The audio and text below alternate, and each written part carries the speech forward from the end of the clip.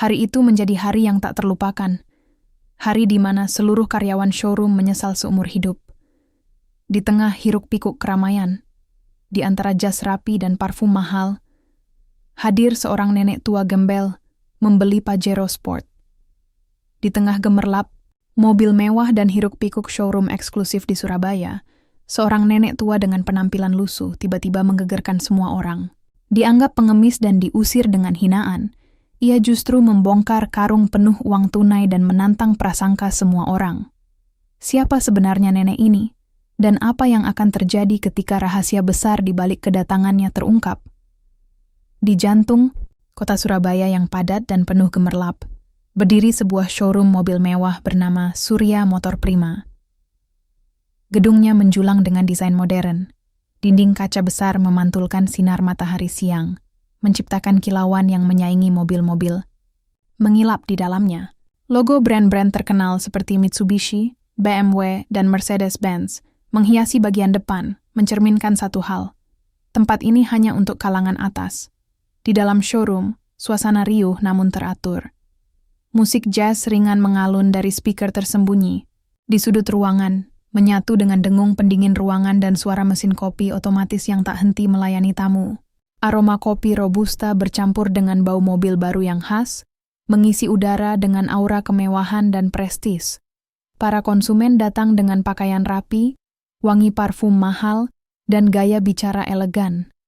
Ada yang datang bersama istri, ada yang dikawal sopir, beberapa bahkan terlihat ditemani oleh asisten pribadi. Mereka mengitari mobil-mobil mewah seperti memilih perhiasan di butik eksklusif. Di tengah gemerlap itu, berdirilah Andi, seorang sales marketing muda, berpakaian rapi dengan jas hitam berlogo showroom di dada. Wajahnya tampan, rambutnya klimis, sepatu mengilap. Usianya baru 27 tahun, tapi kepercayaan dirinya melampaui angka itu. Baginya, target penjualan lebih penting dari apapun. Ia percaya bahwa penampilan adalah segalanya, dan pelanggan sejati adalah mereka yang tampil seperti penguasa. Dengan ponsel di tangan dan senyum penuh perhitungan, Andi mondar-mandir dari satu konsumen ke konsumen lain, menawarkan mobil dengan bahasa promosi yang sudah dikuasainya luar kepala. Unit Pajero Dakar 2025 ini baru masuk seminggu lalu, Pak. Hanya ada 3 di Jawa Timur. Kalau Bapak ambil sekarang, saya kasih bonus kaca film dan coating full body. Suara tawa kecil terdengar saat salah satu pelanggan terpikat dengan bujuk, rayunya. Andi tahu cara membujuk orang kaya, bermain dengan ego dan status. Manajer showroom, Pak Surya, memperhatikannya dari kejauhan dan tersenyum puas. Andi memang anak emas showroom itu. Penjualannya selalu tinggi. Pelanggan langganannya adalah pebisnis, pengusaha tambang, bahkan selebriti lokal.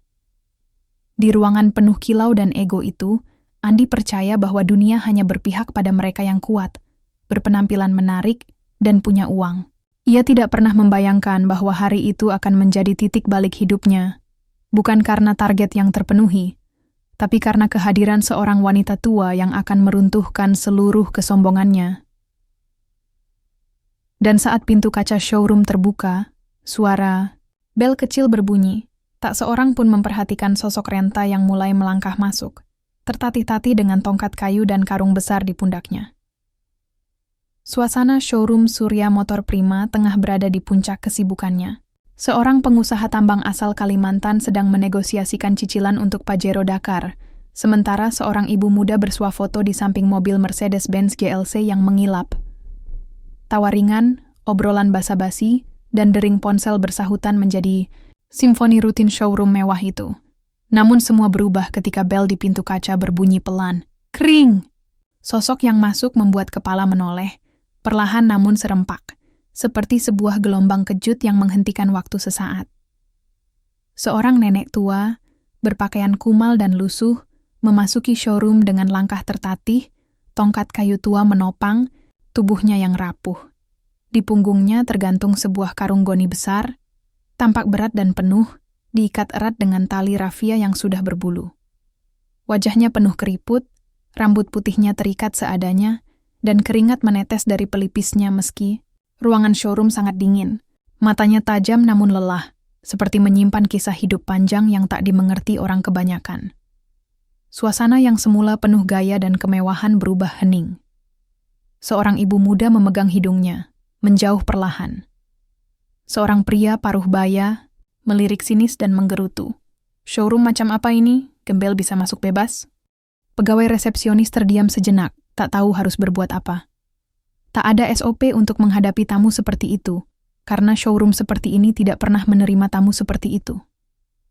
Nenek itu berjalan perlahan, menyusuri deretan mobil mewah. Ia berhenti di depan Mitsubishi Pajero Sport Dakar berwarna hitam pekat, memandangi mobil itu cukup lama dengan mata berbinar. Saat itulah Andi, yang baru saja menyelesaikan transaksi dengan pelanggan, memperhatikan kegaduhan kecil di dekat pintu. "Masuk." Ia mengernyit kesal, lalu berjalan cepat menuju sumber kekacauan. Dengan langkah cepat dan wajah penuh emosi, Andi menghampiri nenek itu. Senyumnya hilang, digantikan raut jijik dan amarah. Nenek!" Serunya keras, membuat beberapa orang tersentak. "Nenek gembel ngapain masuk showroom? Kau pikir ini tempat minta-minta?" Nenek Karmi menoleh perlahan, mencoba tersenyum, tapi Andi sudah berdiri tepat di hadapannya, tangannya mengacung menunjuk wajah nenek itu. "Keluar, ini tempat jual mobil, bukan tempat orang gila nyasar," katanya lagi, lebih keras. Beberapa pegawai mulai berkumpul di belakang Andi, ikut menyeringai, bisik-bisik, ada yang merekam diam-diam dengan ponsel mereka. "Maaf nak," ujar nenek Karmi lirih. Suaranya parau, namun tetap lembut. "Saya cuma ingin melihat mobil Pajero yang hitam itu." "Lihat?" Andi tertawa pendek sinis. "Mobil itu harganya 1 miliar, Nek. Bukan 100.000. Mau beli atau mau ambil gambar buat koleksi mimpi?" Tawa pecah dari belakang. Seorang satpam mendekat karena Andi memberi isyarat dengan anggukan tajam. Satpam itu, bernama Sigit, mendekati nenek Karmi dengan wajah bingung, antara menjalankan tugas atau iba. "Pak, saya benar-benar mau beli mobil," kata nenek Karmi. Kali ini dengan suara yang sedikit bergetar. Andi menggeleng tak percaya. "Hei Nek, nenek sadar nggak kalau pakaian nenek itu dekil, bau, bawa karung bekas, dan kelihatan seperti pemulung pasar? Showroom ini bukan tempat nenek. Jangan bikin malu diri sendiri. Sana pergi." Nenek itu masih berdiri di tempatnya. Matanya kini tidak hanya lelah, tapi juga berkaca-kaca. Andi menunjuk karung yang dibawanya. "Apa itu?" "Karung berisi botol bekas. Nenek pikir bisa ditukar dengan mobil Pajero?" Tawa terdengar lagi, lebih keras. Beberapa pelanggan mulai menonton sambil bergosip. Satpam yang sudah berdiri di sisi nenek itu memberi isyarat lembut. "Bu, maaf, tolong keluar ya. Ini bukan tempat umum. Saya hanya mau beli, nak. Tolong tunjukkan yang namanya Pajero itu." Suara nenek Karmi kini terdengar serak. Andi mengangkat kedua tangannya ke udara, seolah-olah kesabarannya sudah habis. "Tuhan, Nek, tolong, jangan bikin saya ketawa lebih keras. Pajero itu buat orang kaya, bukan buat, ya beginilah." Ia menggerakkan tangannya dari kepala ke kaki nenek Karmi. Satpam mulai menarik lengan nenek itu pelan. "Bu, ayo saya antar keluar." Namun nenek Karmi mencoba bertahan. "Tunggu, saya benar-benar..." Sebelum kalimatnya selesai, dorongan dari satpam membuatnya terjatuh ke lantai showroom, tepat di depan Pajero hitam yang mengilap. Karungnya ikut terlempar, mengeluarkan suara dump. Beberapa orang terkejut. Seorang pegawai wanita tampak menutup mulutnya, antara takut dan tidak percaya dengan apa yang baru saja terjadi.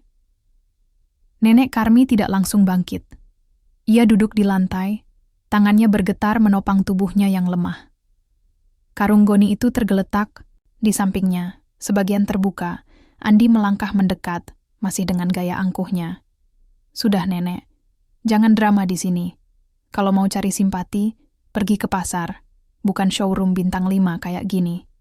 Perlahan, Nenek Karmi bangkit dengan susah, payah. Wajahnya merah, bukan karena malu, tapi karena amarah yang mendidih. Ia berdiri tegak, semampunya, lalu menunjuk wajah Andi. "Kau menghina aku karena bajuku? Karena wajahku tua dan tubuhku lemah? Kalian semua menilai dari apa yang kalian lihat di luar." Andi melipat tangan di dada. Ya jelaslah. Ini dunia nyata. Nek, bukan sinetron. Kalau mau beli mobil, tunjukkan uangnya. Jangan modal bicara. Nenek Karmi tersenyum kecil, kemudian membungkuk dan membuka karung goni itu lebih lebar. Semua mata tertuju pada isi karung itu. Tumpukan uang. Pecahan 100.000, 50.000, dan bahkan beberapa bundel pecahan 500.000 dalam bentuk valuta asing. Semuanya diikat rapi. Puluhan bundel, mengisi karung hingga penuh. Kejutan itu seperti petir di siang bolong. Tawa mendadak menghilang. Suasana showroom berubah beku. Nenek Karmi mengangkat satu bundel dan melemparkannya ke kaki Andi. Mau lihat uang? Nih, ambil, hitung. Andi mundur selangkah, terpaku, wajahnya memucat. Saya tidak minta dikasihani. Saya datang mau beli mobil. Kalian, semua, tugasnya melayani, bukan menghina. Mobil Pajero itu saya beli. Sekarang juga. Seketika, tidak ada yang berani berbicara. Tidak satu pun. Suasana showroom menjadi kuburan. Semua mata tertuju pada karung goni yang ternyata berisi kekayaan yang tak pernah mereka bayangkan. Dan itulah awal dari perubahan besar yang akan menggetarkan showroom itu selamanya. Untuk sesaat, showroom Surya Motor Prima berubah seperti patung. Tak satu pun bergerak. Tidak ada suara, tidak ada langkah kaki, bahkan mesin kopi yang biasanya berdengung pun seolah bungkam dalam kekagetan. Nenek Karmi berdiri di tengah ruangan dengan tubuh renta, tapi kini pancaran wibawanya lebih tajam dari semua sorotan lampu di ruangan itu. Karung goni di lantai terbuka lebar, dan bundel-bundel uang tunai pecahan besar tertumpuk rapi, memancarkan aura kekayaan yang nyata, bukan janji, bukan angan-angan. Ia berdiri tegak, meski tubuhnya gemetar karena usia dan perlakuan yang baru, saja ia alami. Di sekelilingnya, wajah-wajah kaku, Andi, para pegawai, satpam, hingga pelanggan, menyaksikan kebenaran yang sulit mereka telan. Orang yang mereka hina habis-habisan ternyata jauh lebih kaya dari mereka. Dengan napas masih memburu, Nenek Karmi mengangkat dagunya dan berkata lantang, "Kalian pikir saya tidak punya uang?" Suara itu menggema, tidak lagi lembut atau sopan seperti sebelumnya. Sekarang tajam, penuh getaran jiwa yang dikhianati. Karena saya tua? Karena saya berpakaian kumal? Karena saya datang membawa karung dan tongkat? Maka kalian langsung menilai saya rendah. Seperti binatang, tangannya menunjuk ke arah Andi, yang masih berdiri mematung dengan wajah memucat. "Kau nak, kau yang paling lantang menghina. Kau hina aroma tubuhku, bajuku, bahkan keberadaanku. Apa kau kira harga diriku bisa kau seret?" Seperti kain lap, Andi membuka mulut, ingin membela diri, tapi tak ada satu kata pun yang keluar. Suaranya terkunci oleh rasa malu, takut, dan tercengang yang bergulung menjadi satu. Nenek Karmi mengambil satu bundel uang dan melemparkannya ke meja display terdekat. Uang itu terlempar ringan, namun membuat semua orang terhenyak seolah itu bukan uang, tapi petir. Ini uang saya, uang halal, uang hasil kerja keras, tidak hasil meminta-minta, tidak saya curi. Saya datang untuk membeli, tapi kalian menyambut saya dengan hinaan. Matanya menyapu seluruh showroom. Apa gunanya jas rapi, parfum mahal, sepatu mengilap, kalau hatimu busuk? Apa gunanya ruangan mewah, AC dingin, mobil mengkilap, kalau mental kalian masih kampungan dan sombong? Pegawai wanita yang tadi tertawa, kini menunduk dan menggigit bibir. Satpam Sigit hanya bisa menatap lantai, penuh sesal. Beberapa pelanggan mulai melangkah mundur, merasa tak pantas menjadi saksi dari keruntuhan moral para staf showroom itu. Nenek Karmi berjalan ke arah Pajero, hitam yang tadi membuatnya terpesona. Tangannya menyentuh bodi mobil itu dengan lembut. "Saya datang karena saya suka mobil ini. Saya ingin membelinya, bukan mencurinya. Tapi lihat bagaimana kalian memperlakukan saya. Kalau saya tidak buka karung ini, kalian akan menyeret saya keluar seperti sampah." Ia menoleh lagi, suaranya lebih tajam. "Kalian lebih menghargai baju jas daripada isi kepala. Lebih menghormati wajah cantik daripada hati yang jujur. Tapi hari ini, Saya ajarkan kalian pelajaran yang mahal. Lalu dengan langkah mantap, ia kembali ke karungnya, menarik bagian bawahnya, dan menuangkan lebih banyak uang ke lantai. Puluhan ikat uang tunai berserakan. Ada pecahan 100.000, 50.000, hingga uang asing, dolar, euro, dan yen, semuanya tersusun. Rapi dalam plastik dan pita pengaman. Suara lirih kekagetan terdengar di sekeliling showroom. Beberapa pegawai mulai menangis pelan, tak percaya pada kekejian yang baru saja mereka lakukan. Ada yang memalingkan muka, tak kuasa menahan rasa malu. Andi melangkah mundur perlahan. Wajahnya seperti kehilangan warna. Ia mencoba membuka suara. Nek, saya... Diam! Potong Nenek Karmi dengan suara yang membuat semua orang membeku. Sekarang kalian semua mendengarkan saya. Ia menoleh ke manajer showroom yang baru muncul dari ruang belakang. Wajah bingung karena tidak tahu apa yang terjadi. Manajer itu, Pak Dedi, langsung terperanjat melihat uang yang berserakan dan wajah-wajah panik para stafnya. Pak, kata Nenek Karmi sambil menunjuk Pajero hitam itu. Berapa harga mobil itu tunai? Saya beli, sekarang. Pak Dedi tergagap, lalu membuka iPad-nya dengan cepat. 685 juta, Bu. Maksud saya, Ibu Karmi. Ambil uang saya. Hitung. Suratnya saya mau hari ini. Dan kalau perlu, antar ke rumah saya sekarang. Semua mata kini berpaling ke Pak Dedi. Lelaki itu hanya bisa mengangguk cepat. Tentu-tentu, Bu. Kami siap proses secepatnya. Dan satu lagi. Lanjut Nenek Karmi. Saya ingin surat tertulis dari showroom ini. Isinya permintaan maaf resmi.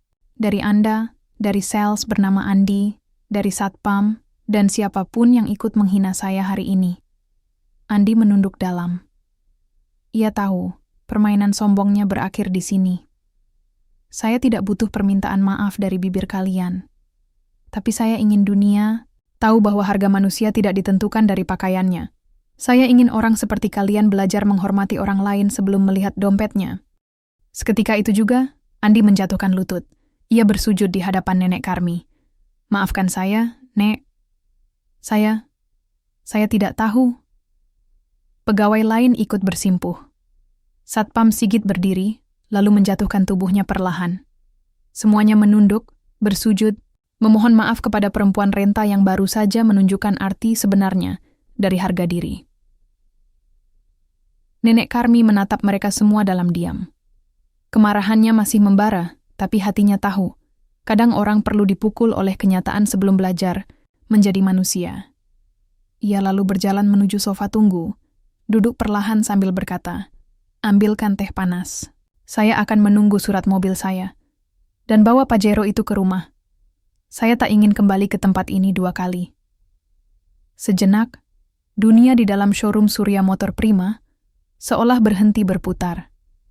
Suara bising percakapan, tawa sinis, dan langkah-langkah tergesa yang biasa mengisi ruangan itu mendadak sirna, tergantikan oleh keheningan yang mencekam.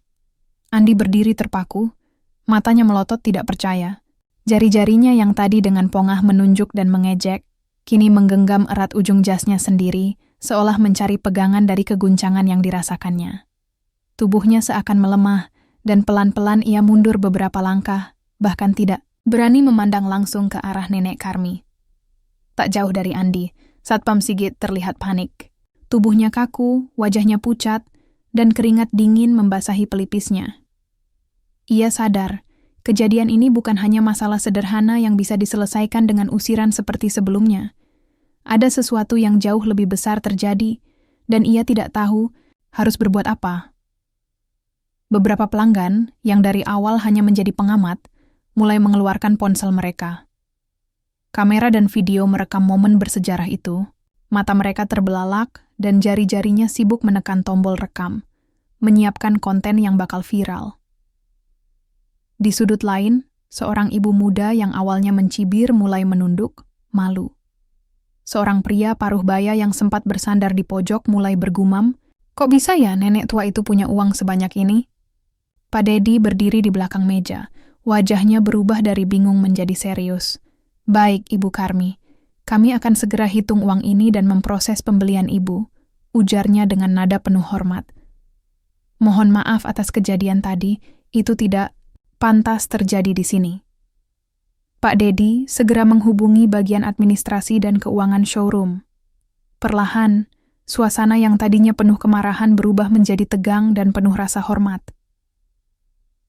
Beberapa pegawai yang sebelumnya tertawa, kini sibuk, mengatur diri, berbisik satu sama lain dengan penuh cemas. Momen itu menjadi pelajaran berharga bagi seluruh staf dan pelanggan yang hadir. Mereka melihat langsung bahwa penampilan dan status sosial bukanlah ukuran sesungguhnya dari seseorang. Di tengah keheningan yang penuh ketegangan itu, satu hal yang pasti, Nenek Karmi telah membalikkan keadaan. Suasana showroom yang tadinya penuh, ketegangan berubah sedikit demi sedikit menjadi suasana penuh kegelisahan dan penyesalan. Setelah uang dari karung besar Nenek Karmi mulai dihitung, Pak Dedi, manajer showroom, berusaha mengambil alih situasi dengan nada yang lebih lembut. Ia melangkah mendekat ke arah nenek tua itu, dengan senyum yang berusaha tulus, meski masih terlihat sedikit gugup. Ibu Karmi, kami sangat menyesal atas perlakuan yang tidak pantas tadi. Itu sama sekali bukan sikap yang kami inginkan di sini. Kami berjanji akan memperbaiki layanan kami, dan pastinya akan memberikan pelayanan terbaik untuk ibu, ujar Pak Dedi dengan suara lembut, seolah merayu. Namun Nenek Karmi hanya menatapnya tanpa menunjukkan sedikit pun tanda melunak. Matanya, yang penuh pengalaman dan ketegasan, seolah menembus jauh ke dalam hati Pak Dedi. Di sisi lain, Andi yang sedari tadi berdiri terdiam mulai berani melangkah maju. Dengan suara yang agak terbata, ia mencoba membela diri. Pak, saya hanya melakukan tugas saya. Saya pikir nenek itu hanya pengemis, jadi saya cuma mengusir supaya showroom tetap bersih. Pak Dedi menatap Andi tajam, lalu menggeleng dengan kecewa. Andi, itu bukan alasan yang bisa diterima. Kita tidak boleh menilai orang hanya dari penampilan. Itu adalah kesalahan besar, dan kamu harus belajar dari kejadian ini. Sikapmu telah melukai Ibu Karmi dan mempermalukan nama showroom. Andi menunduk dalam, wajahnya memerah dan suara hatinya berkecamuk. Ia sadar semua omongan Pak Dedi itu benar. Apa yang ia lakukan selama ini bukanlah tindakan yang patut bagi seorang sales profesional, apalagi manusia biasa. Tak jauh dari situ, Satpam Sigit maju pelan-pelan. Ia menundukkan kepala, suara seraknya memecah keheningan. Ibu Karmi, saya juga minta maaf. Saya tidak seharusnya mengusir ibu dengan kasar. Itu kesalahan saya dan saya menyesal. Semoga ibu bisa memaafkan saya. Nenek Karmi menatap Satpam itu, lalu mengangguk pelan. Meski keras, hatinya tetap menerima permintaan maaf yang tulus. Namun ketika semua orang berharap situasi mulai mencair, nenek itu menatap mereka semua dengan pandangan penuh ketajaman dan berkata dengan suara yang dingin namun berwibawa, "Kalian hanya menilai saya dari penampilan luar, dari pakaian lusuh dan tubuh renta. Tapi kalian lupa, kalau saya mau, saya bisa membeli showroom ini, semua yang ada di dalamnya. Dan kalian yang tadi menghinaku, mungkin sekarang harus berpikir 2 kali sebelum berbicara." Kata-kata itu seperti pisau yang menusuk ke dalam hati semua orang di sana. Diam, hening. Semua menatap nenek itu dengan rasa malu yang dalam. Pak Dedi, Andi, Sigit, dan seluruh staf showroom kini benar-benar sadar bahwa mereka tidak hanya melukai harga diri seorang pelanggan, tapi juga mempermalukan diri mereka sendiri. Hitung uang saya. Saya mau segera membawa pulang Pajero itu. Jangan buat saya menunggu lama. Berikut pengembangan cerita untuk bab 7. Kedatangan Bapak Martin sekitar 1000 kata. Bab 7. Kedatangan Bapak Martin. Ketika suasana showroom masih dipenuhi keheningan yang penuh penyesalan, pintu utama tiba-tiba terbuka dengan suara keras. Semua kepala menoleh ke arah pintu, dan langkah berat seorang pria masuk dengan wajah merah padam, penuh amarah sekaligus kesedihan. Dia adalah Bapak Martin, pemilik showroom Surya Motor Prima. Dengan jas rapi yang sedikit berkerut karena terburu-buru, ia menatap semua orang satu persatu dengan mata yang berapi-api. "Saya sudah melihat dan menyaksikan perlakuan kalian pada nenek ini. Suaranya dalam dan bergetar, membuat semua orang otomatis terdiam dan menundukkan kepala. Dia adalah ibu saya. Ruangan seketika berubah menjadi saksi ketegangan yang mendalam. Semua orang tidak menyangka bahwa nenek tua yang mereka hina dengan kasar itu ternyata adalah ibu dari sang bos besar showroom. Andi terperangah. Pak Dedi terpaku. Satpam, Sigit menggigit bibir menahan rasa malu. Pelanggan yang merekam kejadian dengan ponsel juga terdiam, tak percaya pada pengungkapan mengejutkan itu. Nenek Karmi, yang dari tadi duduk di sofa, menatap putranya dengan campuran kebanggaan dan kesedihan. Bapak Martin melangkah ke arah nenek itu dan merangkulnya dengan erat, kemudian menghadap ke para pegawai dan pelanggan. Selama ini, ibu saya menyimpan rahasia besar. Nenek Karmi bukan hanya seorang nenek renta dengan pakaian lusuh, katanya sambil menahan emosi. Dia telah bekerja keras seumur hidup untuk membahagiakan keluarganya. Hari ini, beliau ingin memberikan hadiah ulang tahun spesial kepada cucunya yang ke-24, Marcel, anak saya. Para pegawai saling berpandangan, baru sadar betapa dalam kesalahpahaman mereka terhadap sosok yang mereka anggap rendah. Mobil Pajero hitam itu bukan hanya kendaraan mewah. Itu adalah simbol kasih sayang dan penghargaan seorang nenek kepada cucunya. Saya harap kalian bisa belajar dari kejadian ini.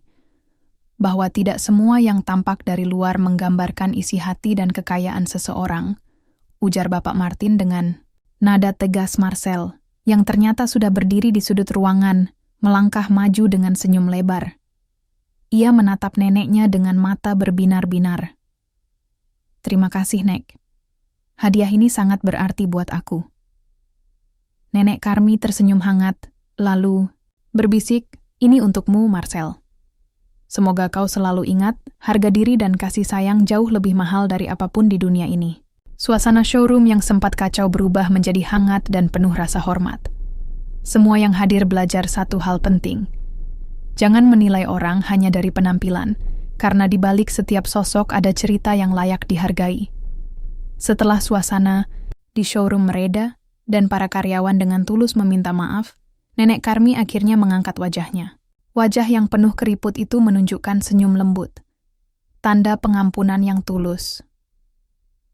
Saya memaafkan kalian semua, ucap Nenek Karmi dengan suara penuh ketenangan dan kebijaksanaan. Semoga ini menjadi pelajaran berharga bagi kalian semua. Hormatilah setiap manusia, tak peduli bagaimana penampilannya. Bapak Martin melangkah maju, menggenggam tangan ibunya dengan hangat, diikuti oleh Marcel yang memegang tangan neneknya dengan penuh kasih sayang. Ayo kita pulang, Nek. Kita sudah membuat hari ini jadi hari yang tak terlupakan, ujar Marcel sambil tersenyum. Ketiganya berjalan keluar dari showroom Surya Motor Prima, meninggalkan jejak cerita yang tak akan terlupakan oleh semua yang hadir. Di dalam showroom, para karyawan masih berdiri dalam keheningan. Rasa penyesalan yang mendalam mengisi hati mereka. Andi, yang paling merasa bersalah, menatap kosong ke arah pintu keluar keluarga itu. Pak Dedi, sang manajer, mengangkat suara dengan penuh tekad. Kita semua harus berubah. Peristiwa ini adalah pengingat bahwa sikap kita menentukan citra showroom dan diri kita sendiri. Mulai hari ini, mari kita layani pelanggan dengan penuh rasa hormat dan hati yang tulus. Satpam Sigit mengangguk setuju, dan satu persatu pegawai mengiyakan dengan semangat baru. Kisah Nenek Karmi menjadi pelajaran hidup yang membekas.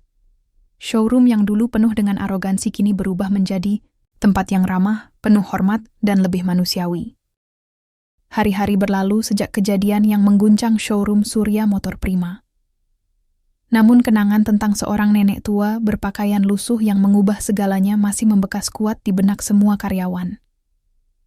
Nama Nenek Karmi kini bukan hanya dikenal di showroom itu, tetapi juga menyebar ke berbagai media lokal dan nasional. Video tentang peristiwa tersebut viral di media sosial. Jutaan orang menyaksikan bagaimana seorang wanita tua sederhana mengajarkan pelajaran mahal tentang hormat, kesetaraan, dan harga diri. Di showroom itu sendiri, perubahan mulai terasa nyata. Andi, si sales muda yang dahulu arogan, kini menjadi pribadi yang lebih rendah hati. Ia tidak lagi memilih pelanggan berdasarkan penampilan. Beberapa kali ia bahkan menyapa ramah para tukang parkir, petugas kebersihan, dan pelanggan dari berbagai latar belakang dengan penuh hormat. Satpam Sigit, yang dulu cepat menghakimi, kini berdiri di pintu masuk bukan hanya sebagai penjaga, tapi juga penyambut dengan senyum tulus.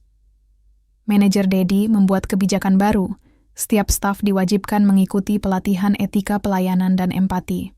Tidak hanya mengejar target penjualan, tapi juga mengedepankan nilai kemanusiaan. Showroom itu, yang dulu menjadi tempat penuh ego dan gengsi, kini menjadi simbol perubahan dan pembelajaran.